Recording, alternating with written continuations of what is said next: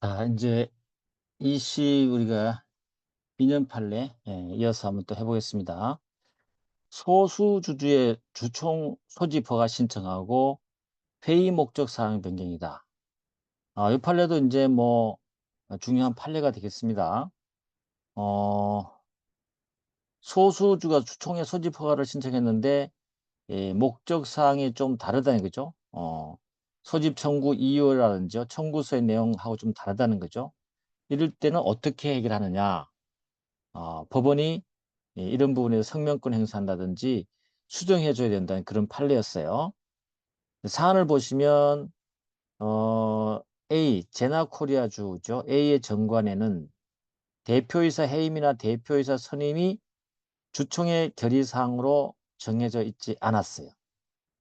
사실은 우리 대표이사는 이사회에 에, 임명하는 것이 원칙이죠. 그죠? 정관의 규정이 있을 때 주총에서 할 수 있단 말이죠. 두 번째, B 주총의 신청인 주식의 60% 소유주주가 A에게 보낸 임시총회 소집 청구서에는 회의의 목적 사항으로 별지 목록에 따라서 대표이사 해임 및 선임권 이렇게 되어 있는 거야. 그죠? 임시총회 소집 청구에서는요. 그리고 소집 청구의 이유로는 대표이사 소외인을 이사직에서 해임하고자 한다는 취지가 기재되어 있어요. 이유가. 여기는 이사직에서 해임한다 그랬잖아요. 위에는 대표이사 해임 선임권 이렇게 돼 있잖아요. 다르죠? 이럴 때 B가 제출한 즉시 항고장에는 B의 의사는 대표이사 소외인을 이사직에서 해임하려는 것이란 취지가 기재되어 있어요. 이런 거 보면은 어, 두 번째 게 그죠? 이사직에서 해임하라는 이게 맞겠죠, 그죠? 이럴 때 법원에서는 어떻게 되겠냐? 이 문제입니다. 이 문제. 일단은요, 주요 쟁점은 소수주주가 366조에 따라서 임시총회 소집에 관한 법원의 허가를 신청할 때 주총의 권한에 속하는 결의사항이 아닌 것을 회의 목적사항으로 정할 수 있는지 그건 안 됐죠. 그죠? 안 된다. 그래서 만약에 대표이사를 선임하거나 하려고 그러면 어떻게 돼요? 정관으로 주주총회에서 한다라고 정해져 있어야 된다. 그죠? 그래야만 가능한 거죠. 두 번째는 소수주가 제출한 소집 청구서에는 대표이사 해임 이렇게 돼 있단 말이야. 근데 소집 이유는 현 대표이사를 이사직에서 해임하고 후임 이사를 선임한다 이렇게 돼 있단 말이죠. 이럴 때 회사 정관에 대표이사 해임이 주총의 결의사항을 정해지 않는 경우 법원에 어떻게 처하면 될까요? 그렇죠? 이럴 때는 지금 대표이사 해임이 없기 때문에 주체 목적 사항이 안 되는 거잖아요. 그죠? 안 되고 소집 이유와 또 불일치하는 상황이 벌어지잖아요. 그죠? 이럴 때는 어떻게 할 거냐? 그런 판례였습니다. 중요한 판례고요. 일단 뭐 우리 주총회 권한 361조를 확인한다면 주주총회는요. 본법 상법이나 정관에 정하는 사항에 한해서만 결의할 수 있다. 소집 결정은 이사회가 결정하겠죠. 그 다음에 소수주주에 의한 소집 청구 366조를 알아둬야 되는데 주주는 회의 목적 사항하고 소집 이유를 적은 서면 또는 전자문서를 이사회에 제출해서 소집 청구한다. 한번 본 적이 있고요. 또 소집 총 받지 않을 때는 주주는 법원의 허가를 받아서 총회를 소집할 수 있다. 그죠? 그리고 이사 해임은 언제든지 주총의 특별 결의로 해임할 수 있다. 대표에서 나오네요. 389조.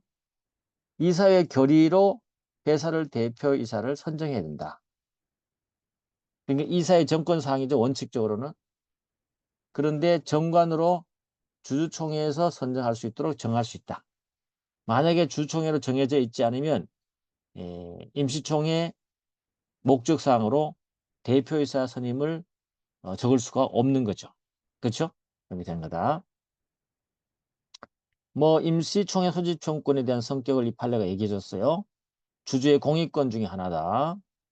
세 번째 판례 요지 가보시면 주총의 권한에 속하는 결의사항이 아닌 것을 회의 목적사항으로 할 수 없다. 잘 알아두세요. 다시 복습하셔야 됩니다. 이게 시험에 나올 수 있으니까 이 판례가 중요하죠.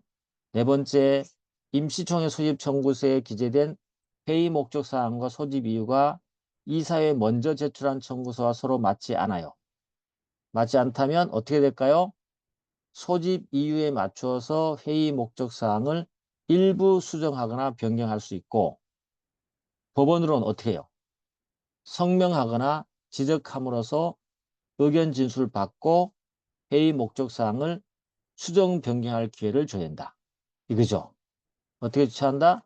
법원이 수정할 수 있도록 조치를 취해줘야 된다가 판례 입장이었어요. 그 다음에 다섯 번째 가보시면 정관에 다른 규정이 없으면 대표이사가 이사직을 상실하면 자동적으로 대표이사가 상실하게 돼 있죠. 그래서 이사회 결의로 대표이사직에서 해임되는 경우뿐만 아니라 주총의 결의로 이사직 해임되는 경우도 대표이사직을 상실하게 돼 있죠.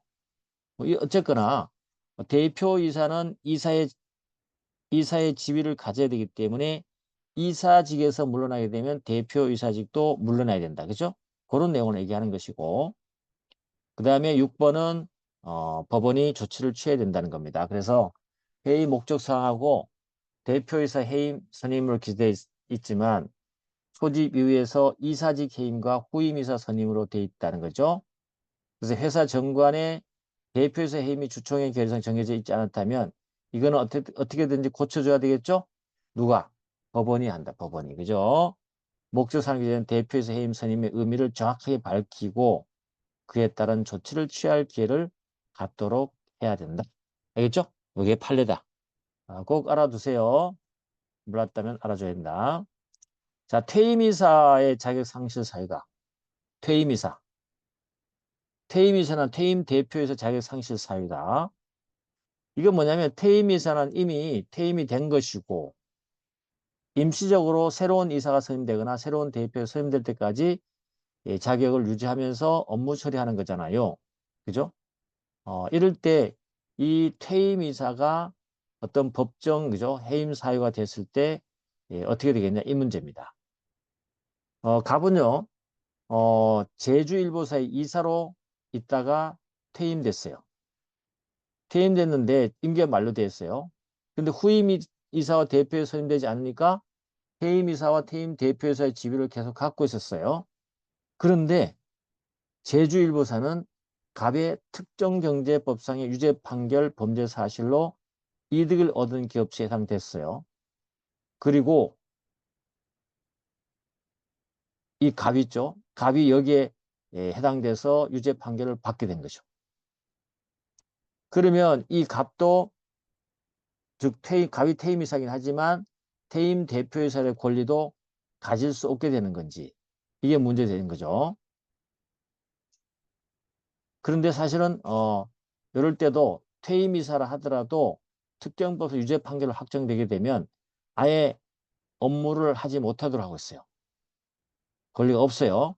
그럼에도 불구하고 갑은 퇴임 이사로서 이사의 결의를 관여할 수 없지만 주총의 적법한 소집 절차권자가 될 수도 없죠.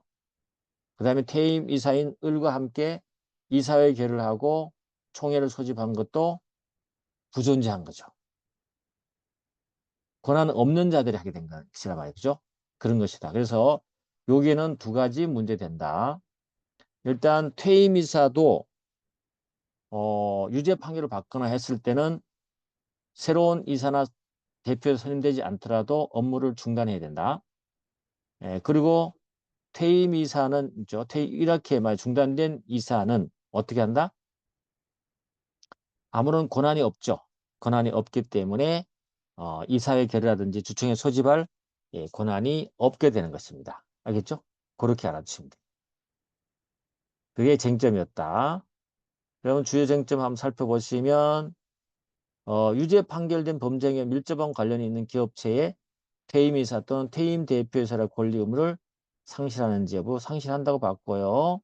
그 다음에 소집 권한이 없는 자가 이사의 소집 결정도 없이 소집한 것 주총에는 부존재 사유가 된다는 게 우리 판례 결론이 됩니다. 알겠죠? 그거 알아주시면 된다. 자, 어쨌거나 퇴임이사에 대한 386조를 여러분이 알아둘 거이고요. 퇴임한 이사는 새로 선임된 이사가 취임할 때까지 권리 의무가 있다. 그죠? 물론 일시이사를 선임할 수도 있다. 그 다음에 주총의 소집 결정은 다른 규정이 없으면 이사회가 이를 결정한다. 그죠? 또 이사회 결의번 방법은 이사 과반수 출석과 출석이사 과반수로 한다. 그렇게. 어쨌거나 판결 요지 보겠습니다. 이미 다 얘기했지만 퇴임 이사는 이사 정원의 결혼이 발생한 경우 새로운 이사 선임할 때까지 공백 방지하기 위해서 회사 운영이 계속되도록 하기 위함이다. 알겠죠? 그런데 이 퇴임 이사가 업무 집행하다가 특정 재산 범죄로 유죄 판결을 받아버렸네. 그럼 어때요? 법무부 장관의 승인을 받은 경우 아닌 한 특경법상 그죠? 해당되는 그 기업체에서 업무를 계속할 수 없어요. 취업할 수 없다고 돼 있거든요. 그러면 퇴임이사는 그래서 이 퇴임이사가 얘기했어요. 나는 지금 퇴임된 이사고 이미 그만둔 이사고 새로운 이사 선임될 때까지 내가 할 수 있기 때문에 여기에 유죄 판결을 받더라도 그냥 업무해 줄 수 있다라고 주장한 거죠. 근데 우리 판례는 안 된다. 그죠? 그래서 퇴임이사, 퇴임 대표이사로서의 권리 의무도 상실한다는 것이 판례이다. 그죠? 이렇게 이자는 아무런 업무를 할 수 없는 권한이 없기 때문에 없는 자가 이사회 주총의 소집 결정도 없이 소집한 주총에서 이루어진 결의는 뭐겠어요? 부존재한 거죠. 그래서 주총의 결의는 중대한 하자에 있어서 법률상 존재하지 않는다. 부존재 사유가 된다. 그죠? 부존재 사유가 된다. 그렇게 정리하시면 됩니다. 사안 해결도 해보면 될 것 같고요. 자, 그 다음에 구체적인 회사의 회계죠. 구체적인 배당금 지급 청구권 아주 중요한 이론적인 판례가 나왔는데 변호사는 올해 시험에 나왔고요. 법무사는 작년에 나왔던 근데 굉장히 중요하죠. 그죠? 중요합니다. 이론적으로 너무 중요한 판례가 나왔죠. 자, 주식회사에 보통 이 배당금 지급 청구권 있잖아요. 배당금 지급 청구권은 추상적 권리가 있고 구체적 권리가 되는 건데 구체적 배당금 지급 청구권은 배당금 지급이 확정돼야 됩니다. 그죠? 확정됐을 때 청구권 행사할 수 있거든요. 그건 언제 보통 확정되냐면 주총회 그죠? 결산 보고서 하고 난 다음에 주총회에서 승인이 났을 때 가능해요. 예외적으로 물론 이사회에서 승인할 때 회계 심사하고 승인할 때에는 이사회 승인일 때 구체적인 배당금 지급 청구권이 발생하는 게 원칙이에요. 그런데 이번 판례에서는요. 정관으로 구체적인 배당금 지급 청구권의 요건들을 쫙 정해놨었어요. 그리고 그 요건에 맞으니까 배당금을 달라고 구체적인 배당금 지급 청구권을 행사했어요. 그랬더니 회사에서는 안 된다고 그랬지만 판례에서는 어때요? 된다고 그랬어요. 그죠? 된다. 자, 가보겠습니다. 쟁점이 다 말씀드렸어요. 정관에서 배당 의무를 부과하면서 배당금 지급 조건이나 배당 금액의 산정 방식을 구체적으로 정하고 있기 때문에 개별 주주에게 배당할 금액이 일의적으로 산정되고 대표이사나 이사회가 배당금 지급 여부 등을 달리 정할 수 있도록 하는 규정이 없어요. 그때는 정관에서 정한 지급 조건이 갖추어지는 때 구체적이고 확정적인 배당금 지급 청구권이 발생한다는 것이 판례 입장입니다. 그래서 회사가 주총에서 이익배당 결의 안 했어. 그죠? 하거나 이익배당을 거부하는 결의를 했어. 라는 사정을 들어갖고 거절하면 돼, 안 돼? 안 된다는 거죠. 알겠죠? 아주 중요한 이론적인 판례가 됐던 겁니다. 그래서 일단은 관련 조문을 가보시면 3, 4, 4조 2에 보면 이익배당, 자녀재산 분배 종류식인데 이익배당이 있죠? 이익배당은 항상 정관으로 이익배당에 관한 내용을 정하도록 돼 있거든요. 돼 있고 그 다음에 이익배당은 주총의 결의로 정한다 이렇게 돼 있단 말이에요. 사료 2조에 가면 그죠? 만약에 이것이 예외적으로 재무제표를 이사회가 승인한다 하면 그때는 이사회 결의로 배당을 결정해야 된다는 거죠. 그래서 두 가지다. 주총회 결의를 하거나 아니면 이사회 결의로 배당 결정이 나와야 되는데 지금은 정관에 돼 있다는 거죠. 예, 그런 거죠. 그래서 어쨌거나 이 3, 4, 4조 2항에 보면 정관으로 배당에 관한 내용을 정하여야 된다 돼 있기 때문에 이 근거를 따져보면 판례가 무리가 있는 것은 아니에요. 그러니까 우리 이제 세 가지로 생각해 볼 수 있는 거죠. 정관으로 구체적으로 정하면 구체적 배당 가능하고요. 아니면 주주총회 결의로 하거나 아니면 예외적으로 이사회 결의로 구체적 배당 청구권이 발생할 수 있다는 걸 여러분이 생각하시면 되는 거죠. 아시겠죠? 판례가 344조 2에 근거해서 아마 판결을 한 것 같습니다. 그 다음에 넘어가셔가지고 원칙 나와 있죠. 배당금은요. 이익잉여금 처분 계산서가 주총에서 승인됨으로써 이익배당이 확정될 때까지는 주주에게 구체적이고 확정적인 배당금 지급 청구권이 인정되지 않은 것이 원칙이에요. 근데 예외적으로 정관에서 구체적으로 정하고 대표이사나 이사회가 다르게 배당금에도 별도로 다르게 정할 수 있도록 그런 규정이 없다면 예외적으로 정관에서 정한 지급 조건이 갖추어지는 때 주주에게 구체적이고 확정적인 배당 지급 조건이 인정됐다. 알겠죠?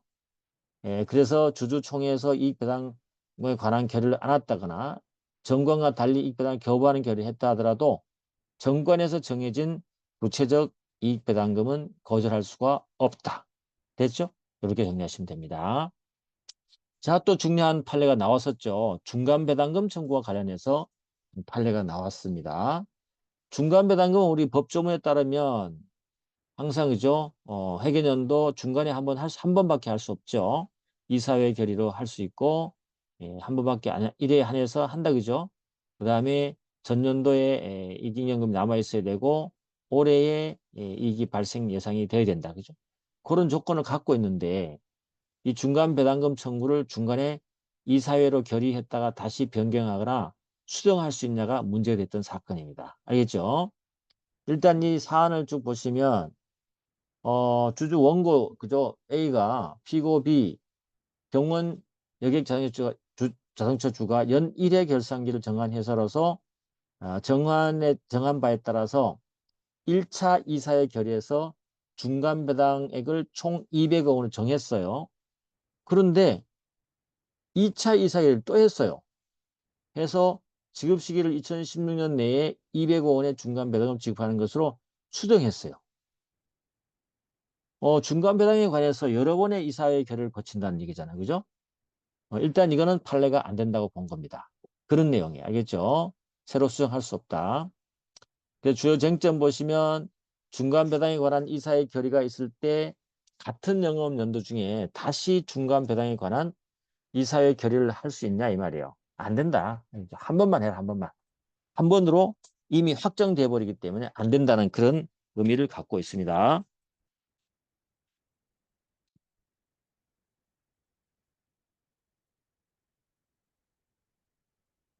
자, 그렇고요.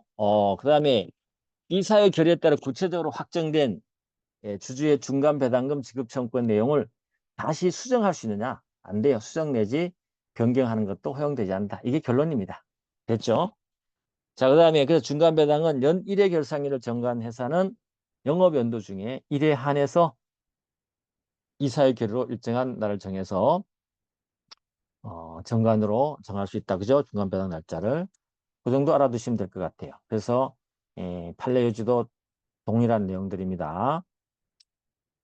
그래서 추가적으로 하나 더 해본다면 연일의 결산기를 정한 경우에 이사회 결의로 중간 배당을 실시할 수 있고 횟수는 딱 한 번으로 한다. 알겠죠? 조문에 나와 있어요. 그래서 이사회 결의가 성립되면 구체적인 중간 배당금은 이미 확정되어 버리기 때문에 이미 결정된 것이고 같은 영업인데 다시 이사회 결의로 바꿀 수는 없다. 또 구체적 확정된 이러한 내용을 수정이나 수정 내지 변경할 수도 없다. 알겠죠? 요거 알아주면 됩니다. 하여튼 뭐 요것도 시험에 나왔죠. 변호사 올해 시험 24년 나왔고 법무사 23년 나왔으니까 물론 또 지문으로 또 나옵니다. 나오니까 여러분 계속해서 알아두시고요. 또 가보시면 페이지 84페이지 가보시면 소수주주의 회계장부 등에 대한 열람 등사 청구권과 이유 기재 정도입니다. 정도 및 부당성에 관한 주장 증명 책임이에요. 소수주주의 회계장부에 대한 열람 등사 청구. 이유 기재. 어느 정도 해야 되느냐. 그 다음에 부당성에 관한 증명책임 누가 질 거냐. 요건 지금 법무사 법원직이 23년 나왔잖아요. 예, 변호사라든지요. 또 법무사에 24년에 또 나올 수 있으니까 예, 중요한 거니까 알아두셔야 됩니다. A 회사의 소수주주는요. B는요. A의 부적절한 자금 집행 등 경영 실태와 A의 주주의 대주주의 사내이사인 C를 포함 경영진의 법령 또는 정관의 위반 여부 등을 파악하고 C 등 경영진에 대한 책임을 주항 위해서 필요하다고 주장하며 A에게 별지 기재 회계장부와 서류에 대한 열람 등사를 청구했어요. 이 B가 주장하는 부정행위, 그 밖에 A의 경영진의 법령 또는 정관 위반에 존재할 수 있다는 사실에 관한 합리적 의심이 들지 않는 이유로 열람 등사를 받아들이지 않았어요. 그렇죠? 사실에 관한 합리적 의심이 들지 않는다는 이유였어요. 이 합리적 의심이 들 정도로 이유를 기재해야 되냐가 문제되는 사건이었어요. 그죠? 가보겠습니다. 그러면 소수주주 회계장부 열람할 때 요구되는 이유의 기재 정도 어느 정도 돼야 되느냐? 이게 대한 부당성에 대한 입증 책임은 당연히 회사에 있겠죠. 그래서 조문 한번 가볼까요? 466조의 회계장부 열람권 3% 이상의 주주가 가지는 이유를 붙인 서면으로 등사 청구할 수 있다. 이유 기재가 어느 정도가 이제 판례에서 쟁점이 됐던 겁니다.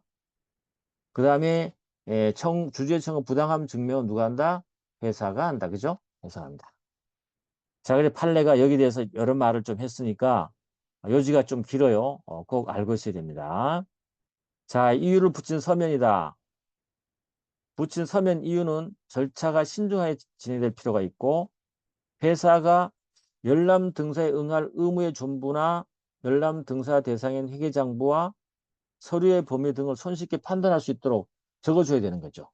그런 의미를 갖고 있어요. 그 붙인 이유는요.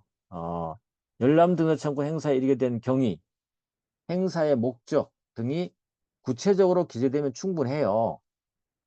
더 나아가서 이유가 사실일지도 모른다라는 합리적 의심이 생길 정도로 기재하거나 이유를 뒷받침한 자료를 첨부할까지는 필요 없다.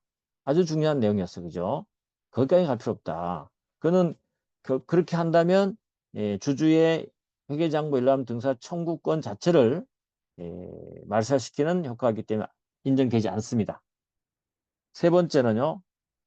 청구서의 이유가 사실일지 모른다는 합리적 의심이 생겨할 정도로 기재한다면 회사 업무 등에 관해서 사실은 정보가 거의 없잖아요.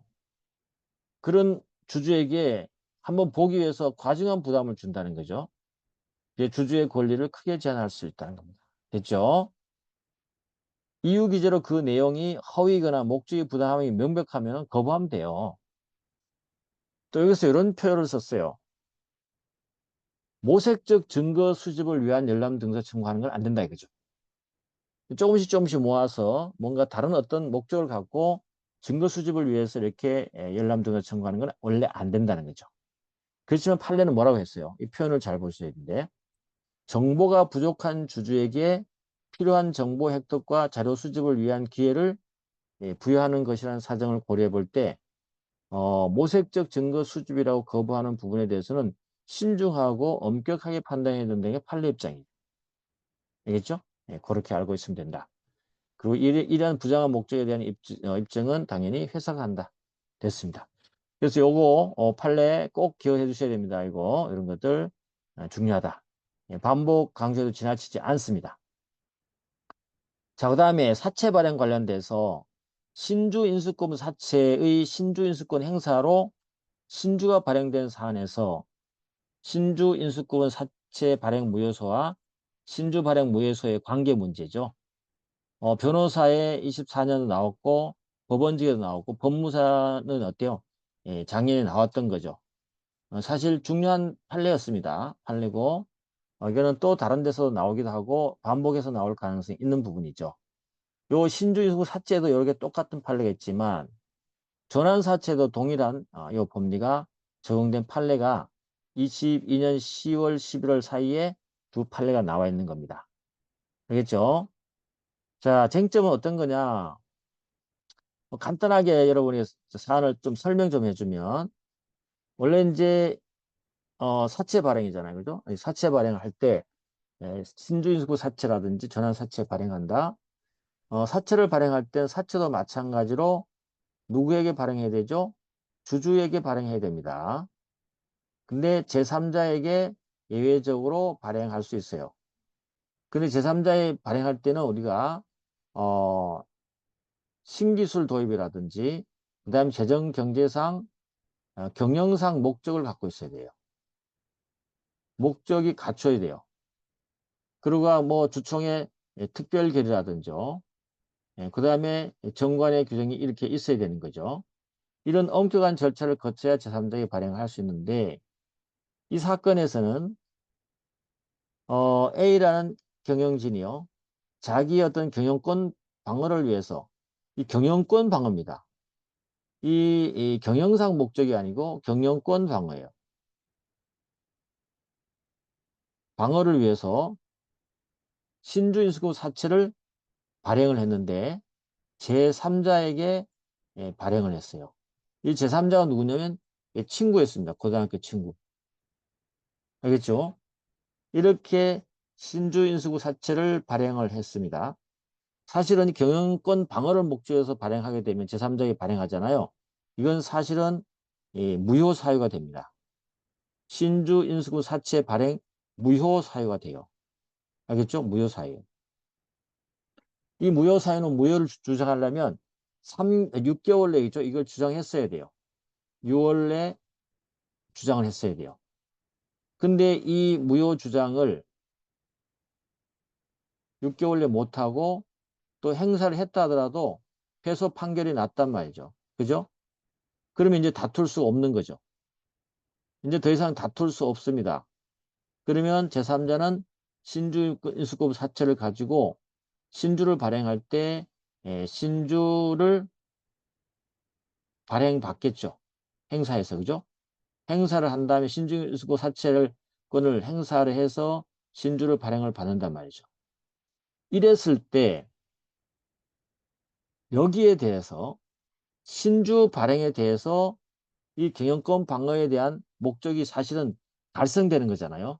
실현되기 때문에 신주 발행된 여기에 대해서 신주 발행 무효의 소를 제기할 수 있냐 이 말이에요. 가능하다는 거죠. 알겠죠? 가능하다.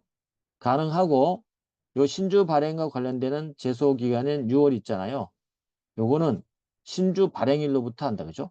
신주 발행일로부터 한다. 기선한다.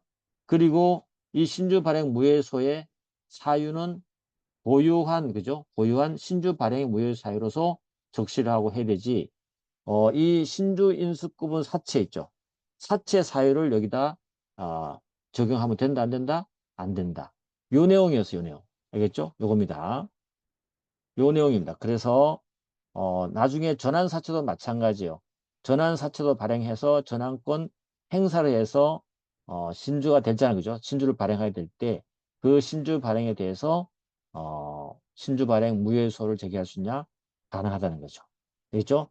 근데 핵심은 뭐냐면 이 신주 인수급 사채와 전환사채 발행이 경영권 방어를 위해서 발행됐다는 거, 무효 사유에서 발행됐다는 게 핵심 쟁점이 되는 것이죠. 됐습니까? 그렇게 알아두시고.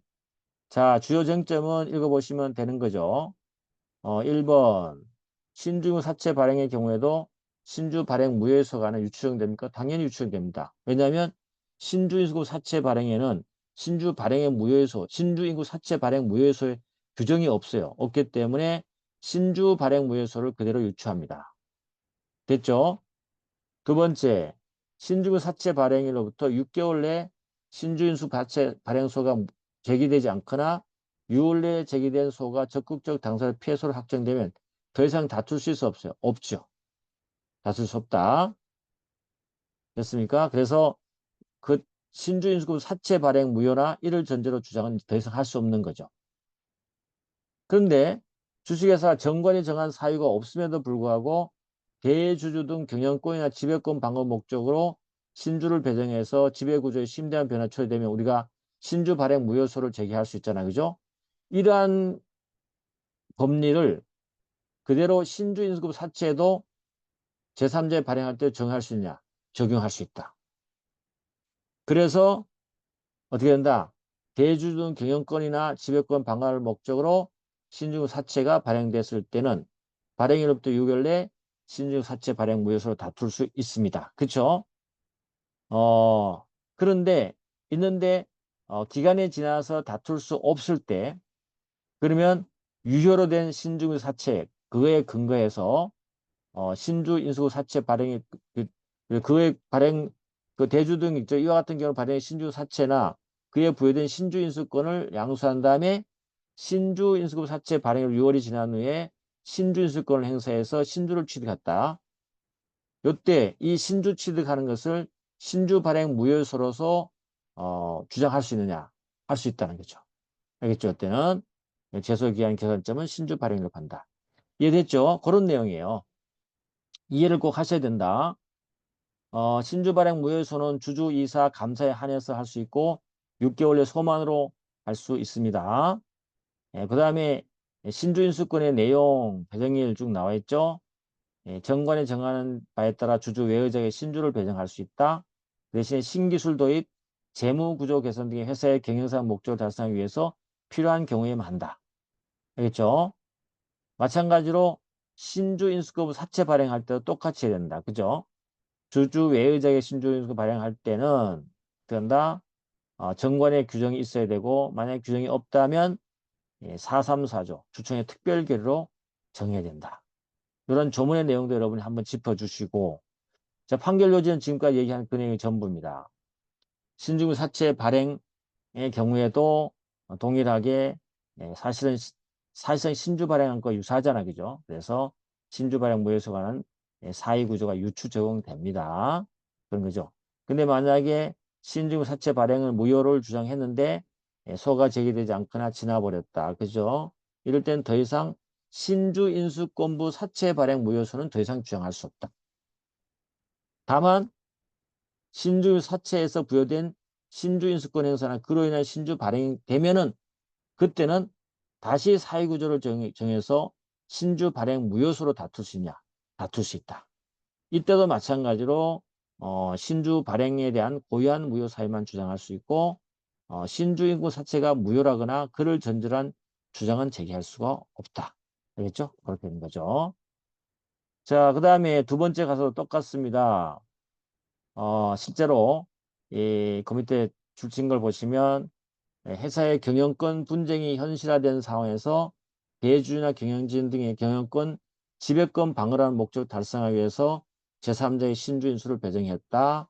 이거는 신주 발행에 대한 무효소가 될 수 있는 것이죠. 낼 수 있다.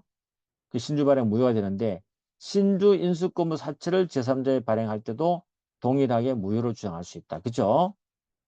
그러면서 3번 가보시면 신주 사채의 경우에 경영상 목적 없이 대주주의 경영권이나 지배권 방어 목적으로 제3자에 발행됐을 때 그 자체로서 기존 주주 신주인수를 침해하지 않고 대주주 등이 양수한 신주인수권을 행사해서 신주를 취득하면 그때서야 기존 주주의 인수권을 침해하게 되죠.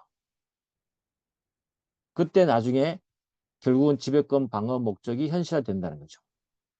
이럴 때는 무효소로 다툴 수 있냐 이 말이에요. 다툴 수 있다는 거죠. 알겠죠? 그래서 대주주의 경영권이 내야 지배권의 방어 목적으로 신주인수 사채를 발행했다면 무효가 될 수 있고 6월 내 무효소로 다툴 수 있다. 그 다음에 다투지 못해버렸다. 그래서 신주 사채 발행 6월이 지난 후에 신주인수권을 행사해 신주를 취득했다. 실질적으로 회사가 경영상 목적 없이 대주주 등에게 신주를 발행한 것과 동일하게 되기 때문에 결국은 신주 인수권 행사나 그에 따른 신주 발행의 고유한 무효 사유가 발생하는 것이고 신주 발행 무효소로 다툴 수 있다. 됐죠? 기산점도 고유의 소송으로 보기 때문에 신주 발행일로부터 기산한다. 됐죠? 그 내용이요. 그 다음에 그 밑에 가보면 전환사채 발행 나오잖아요. 똑같습니다. 전환권 행사로 신주가 발행한 사안도 동일한 법리가 그대로 적용되는 거니까 한번 보시면 되는 것이죠. 알겠죠? 되는 것이다. 자, 이것도 똑같이 하는 건 여러분 보시면 되고 크게 뭐 설명하지 않겠습니다. 완전 똑같습니다. 그 다음에 보험법 가셔가지고 페이지 91페이지 가보시면 보험자가 보험금을 지급한 경우에 구상권하고 보험자 대위의 관계다. 구상권하고 보험자 대위의 관계다. 그죠? 이럴 때 이건 크게 뭐 시험에 쟁점이 되는 것은 아니지만 하나 정도 알아두시면 돼요. 딴 거 볼 거 없이 채무를 변제할 이기는 자가 채무를 대위 변제한 경우에 갖게 되는 구상권하고요. 변제한 자가 변제자 대위권이 내용이 전혀 별개 다른 권리인가? 구상권하고 변제자 대위권이 전혀 다른 것인가? 우리 판례는 민법상 그렇다는 거죠. 그럼 상법 682조의 보험자 대위권도 동일하게 이 대위권하고 구상권은 다른 것이냐? 그렇다. 뭐 그 내용입니다. 이 때문에 그냥 한번 확인하시면 충분합니다. 그래서 판례 요즘에 간단하게 보면요. 채무를 변제할 이익이 있는 자가 채무를 대위 변제했어요. 통상 채무자에 대해서 구상권을 가지겠죠. 동시에 민법 481조에 따라 당연히 채권자를 대위할 겁니다. 그러면 이 구상권하고 변제자 대위권은 내용은 같은 거에 다른 거죠. 별개 권리다. 이거는 보험법에 나오는 보험자 대위권하고 마찬가지다. 똑같다. 그죠? 그렇게 보시면 됩니다. 자, 그 다음에 신원보증계약의 법적 성격하고 구상 책임을 봅니다. 신원보증보험계약이다. 그죠? 보증계약. 원고 미래에셋 증권주가 서울보증보험과 피보험자를 원고로 하고 피보증인을 원고의 피용자인 피고로 했다. 신원보증계약. 이걸 뭐라고 했냐? 피용자인, 피보증인을 피용자로 했다. 이거예요. 보증보험 있잖아요. 이렇게 보증보험. 그죠? 그럼 보증보험하고 누가 하고? 미래에셋 증권하고 보증보험 계약을 체결했어요. 이때 우리가 미래에셋 증권주를 뭐라고 하냐면 우리가 피보험자란다. 그죠? 당연하죠. 보험을 들었으니까 피보험자란다. 피보험자. 주체가 누군지를 여러분이 알아둬야 된다. 그죠? 근데 사실 이렇게 든 이유는 뭐예요? 미래에셋 증권의 직원이 잘못되면은 그 고객들한테 책임지라고 한 거잖아요. 그죠? 요걸 우리가 이제 직원이라 합시다. 직원. 직원을 우리가 다른 말로 보험법 용어로 뭐라 하냐면 피보증이라 한다. 알겠죠? 피보증이라 한다. 보증보험회사, 피보험자, 직원 이렇게 되는 거죠.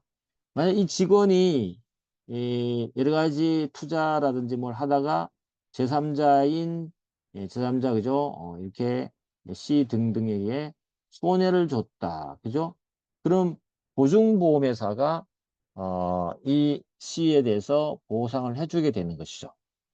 이런 거다. 그죠? 이러한 신원보증보험계약의 성격이 뭐냐 이거죠.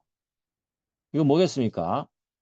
결론적으로 끝에 가보면 알겠지만 영업책임보험, 영업책임보험. 알겠죠? 영업책임보험이요.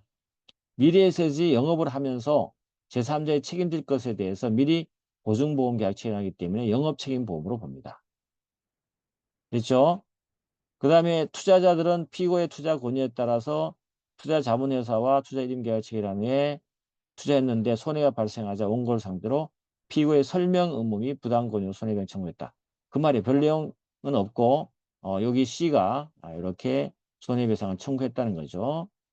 자, 이럴 때 성격 가보겠습니다. 그럼 서울보증보험은 이 사건 신용보증보험계에 따라서 보험금을 지급하면 되는 것이죠. 그렇죠? 그럼 뭐 여기 구상금, 보험금 계산하는 건 여러분이 모르셔도 됩니다. 자, 주요 쟁점 가볼게요. 신용보증보험계약의 성격 뭐다? 영업책임보험이다. 아까 그림 좀 생각하시면서요. 그 다음에 피용자에 대해서 손해배상 청구하거나 구상권 행사할 수 있는 범위는 신의 지정 상당하다고 인정한 한도에서 구상권만 행사해야 된다. 뭐 그 정도 알아두시면 됩니다. 제일 중요한 건 신용보증계약이 무슨 책임, 무슨 보험이냐 하는데, 손해보험 중에서, 영업책임보험이라는 거 알아두시고, 영업책임보험에서, 부상책임 있죠, 부상책임. 그 피보증인 있죠, 직원. 피보증인한테 너 때문에 책임지고 돈 내놔라고 하잖아요. 남은 분에 대해서 부상책임 요구한다, 그죠? 이행을 청구할 수 있다. 그러니까는 보험자로부터 수령한 보험금으로 전보되지 않고 남은 부분에 대해서 그렇게 한다는 거죠. 뭐 나머지는 뭐 그냥 보시면 되고, 이렇게 피용자에 대해서 구상권을 행사할 때 책임이 제한되는 건 여러분 아시죠? 공평의 관점에서 직원들이라든지 이 피용자에서 책임을 물을 때는 일정 부분 판례가 제한시켜 주는 겁니다. 그래서 손해 공평 분담을 견지해서 신의치가 상당하다 인정되는 한도 내에서만 손해배상 청구하거나 구상권 행사할 수 있다. 그죠? 그렇게 보시면 된다. 자, 이렇게 하고 그다음에 어음수표에 나오는데 이 어음수표는 그렇게 중요한 건 아니에요, 이거는요. 근데 그러면 한 번만 같이 읽어본다면 어음금 지급 행위가 부인되면 소멸된 어음상 채권과 원인 채권 회복되느냐? 회복되는 거죠, 뭐 그죠? 그래서 밑에 요즘 한번 읽어볼게요, 한번. 2번. 원인 체험의 지급을 위해서 어음을 벼서 양도했었는데 어, 어음금이 지급돼서 어음상 채무가 소멸되기 때문에 원인 채무도 소멸했죠. 이러한 어음금 지급 행위가 부인돼 버렸어요. 채무자의상법 따라서 부인돼서 어음 소진인 상대방이 어음금을 돌려줬어요.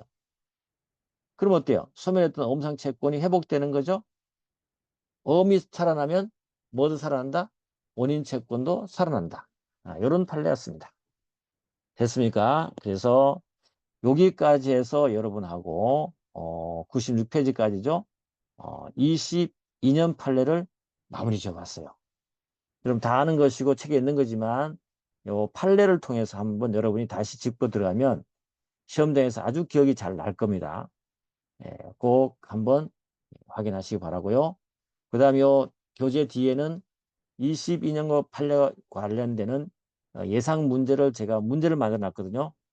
반드시 거기서 나올 수 있으니까 문제로 여러분이 또 객관식 또는 선택형을 한번 풀어보시기 바랍니다. 수고했습니다.